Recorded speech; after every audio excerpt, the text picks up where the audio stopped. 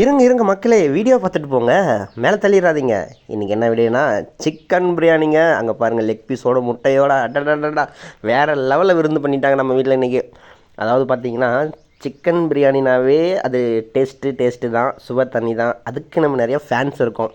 அது இல்லாமல் இந்த பார்த்திங்கன்னா என்னது இது மட்டன் குழம்பு. ஆமாம், மட்டன் குழம்போட அந்த சிக்கனோட வச்சு பிரியாணியோட வச்சு ஐயையோ, சாப்பிடும்போது தான் நமக்கு திக்குன்னு பார்த்தா இப்போ சொல்லும் போதே நமக்கு திக்குதுங்க. ஏன்னா என்னை சாப்பிட விடுங்கடா அப்படிங்கிற மாதிரி. இருந்தாலும் உங்களுக்கு சொல்லணும்ல. இங்கே நீங்கள் என்ன நினைப்பீங்க, என்னடா சிக்கன் பிரியாணி மட்டன் குழம்புலாம் வச்சுக்கிட்டு பக்கத்தில் ரசத்தை வச்சுருக்கீங்கன்னு.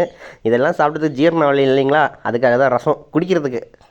நீங்களும் இந்த மாதிரி சிக்கன் பிரியாணி, மட்டன் கிரேவி, வெங்காயம், அதோட முட்டை, இந்த மாதிரி ரசத்தை வச்சு சாப்பிட்ருக்கீங்களா? புது காம்பினேஷனாக இருக்குதா அப்படின்னு சொல்லி நீங்கள் கமெண்ட் பண்ணுங்கள். அது மட்டும் இல்லை மக்களே, இங்கே பாருங்கள், நல்லா எல்லாம் ஆட்டுக்கறிங்க, நல்லா பூ போல் வெந்து போச்சுங்க. கையில் பாருங்கள், நசுக்கும் போதே அப்படியே பிச்சிக்கிட்டு போகுதுங்க. பார்க்கும்போதே சாப்பிட்ணுன்னு தான் இருக்குது உங்களுக்கு. ஏன்னா எனக்கு அப்படி தான் இருக்குது. அதனால் சாப்பிடலாமா?